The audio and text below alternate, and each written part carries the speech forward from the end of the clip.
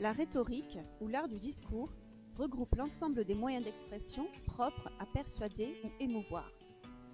Utiliser des images dans le discours permet d'opérer des rapprochements entre des éléments qui ont certaines ressemblances. Ainsi, les figures de rhétorique ou figures de style sont des procédés stylistiques utilisés pour rendre le langage ordinaire plus expressif. L'utilisation de figures de style permet aussi d'exprimer de la subjectivité dans un discours, en apportant par exemple une connotation méliorative ou péjorative à son énoncé. Les figures d'analogie sont des figures qui établissent des ressemblances entre deux éléments. Ainsi, la comparaison marque un rapprochement entre deux éléments, le comparé et le comparant, à partir d'un point commun entre les deux, grâce à un outil de comparaison. Par exemple, l'expression « blanc comme la neige ». Dans la métaphore, le comparé et le comparant sont assimilés, identifiés l'un à l'autre. Il faut chercher des points communs dans les connotations de ces deux éléments. Quand le comparant se retrouve repris sur plusieurs lignes, parfois sur plusieurs paragraphes, on dit que la métaphore est filée. Parfois, le comparé peut disparaître totalement. La personnification est une forme particulière de la comparaison, puisqu'elle attribue à une chose, à une idée, des sentiments ou des comportements humains.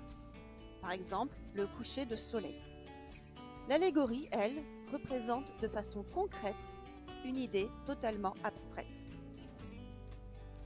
Les figures de la substitution permettent de ne pas nommer directement ce dont on parle. Ainsi, la métonymie permet de nommer un objet par un élément qui lui est logiquement, habituellement associé. Par exemple, les voiles pour parler des navires. La périphrase, elle, est une expression qui désigne un objet de façon plus compliquée, en lui donnant une qualité particulière. Attention, une périphrase trop courante peut vite devenir un cliché, comme parler des yeux en disant « les miroirs de l'âme ». Les figures de l'opposition vont permettre de rapprocher des contraires. Ainsi, l'antithèse présente deux idées qui s'opposent. Le chiasme va amener quatre termes associés deux à deux, mais inversés et croisés. L'oxymore permet de réunir en une même expression deux termes qui, eux, sont contradictoires entre eux. Les figures de l'amplification vont permettre de grossir, d'insister sur ce dont on parle.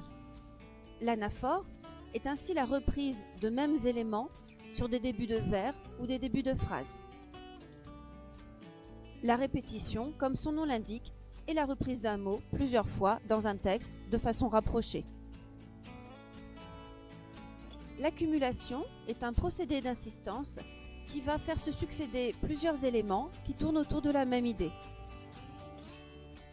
La gradation a des points communs avec l'accumulation, puisqu'elle présente aussi une succession d'éléments, mais avec une idée de progression, croissante ou décroissante.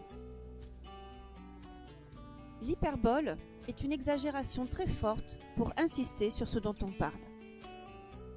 La paronomase consiste à employer dans un même segment de phrase au moins deux termes de sens différents, mais avec des similitudes phoniques. Les figures de l'atténuation, elles, cherchent à amoindrir ce dont on parle. L'euphémisme va être utilisé pour atténuer l'expression d'une idée, d'un sentiment, pour en voiler notamment le caractère déplaisant ou impoli. La litote consiste à donner beaucoup de sens à très peu de mots, souvent utilisés à la forme négative. Les figures de la construction jouent sur la construction des phrases, leur syntaxe. Le parallélisme va être ainsi l'utilisation de constructions syntaxiques semblables sur deux phrases.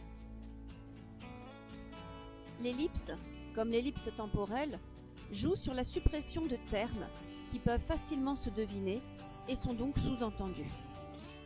La syntète est une construction syntaxique sans aucun mot de liaison, qui repose uniquement sur la juxtaposition et laisse deviner le lien logique qui unit les phrases.